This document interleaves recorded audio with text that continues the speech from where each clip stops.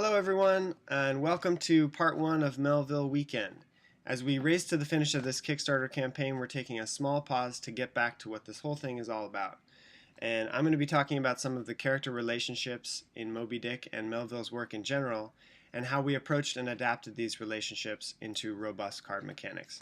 So for today, I'm going to be talking about Steelkilt and the Handsome Sailor. Now, for those of you familiar with both Moby Dick and Billy Budd, it's quite apparent that Steelkilt, the wild lakeman of the Town Ho's story, and Billy Budd, or known to his shipmates as the Handsome Sailor, live out a very similar human situation and deal with it in radically different ways. Both are forecastlemen, meaning they're very low on the chain of command, but both inspire loyalty and friendship among their fellow sailors. Both are subject to the envious machinations of a superior officer, Claggart in the case of Billy Budd, and Radney over Steelkilt. Melville puts it this way in the Town Ho's story. When a person placed in command over his fellow men finds one of them to be very significantly his superior in general pride of manhood, straightway against that man he conceives an unconquerable dislike and bitterness, and if he have a chance he will pull down and pulverize that subaltern's tower, and make a little heap of dust of it. Pretty harsh, and indeed both Billy Budd and Steelkilt push back against this jealousy of character, and they both clock the dude who's been in their face about it. But what they do next is where it gets really interesting. Billy Budd submits to his captain and to the law and to the opinions and arguments of his fellow men. The Steelkilt, on the other hand, raises a mutiny and refuses to be governed by any such law as striking a superior.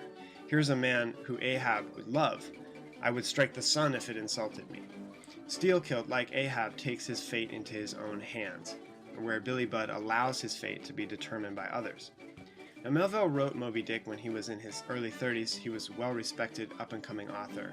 And he wrote Billy Budd at the end of his life. He was a poor working man and a failed author. Billy Budd was left an unfinished and unpublished manuscript. In many ways, Billy Budd represents the author struggling to understand the Christian virtues of meekness and supplication. The great Melville critic Charles Olson gives a wonderful and haunting account of Melville's struggle with Christianity after the commercial failure of Moby Dick in his classic book of criticism, Call Me Ishmael, which was published in 1947. This is a wonderful book, highly recommended. In any case, our Steelkilt card cannot be bribed and possesses the innate power of a harpooner, even though he's merely a headsman on the Town Ho. This is a strong man, unwilling to sacrifice himself or his ideals to anyone or anything. Our Handsome Sailor possesses a different type of power, a miraculous power of inspiration over his fellow sailors. The Handsome Sailor allows a player to re-roll any dice roll in the hunt. However, his relatively low strength leaves him wide open to bribe or impressment. A miracle worker, but easily led astray by the desires and opinions of his superiors, here the players.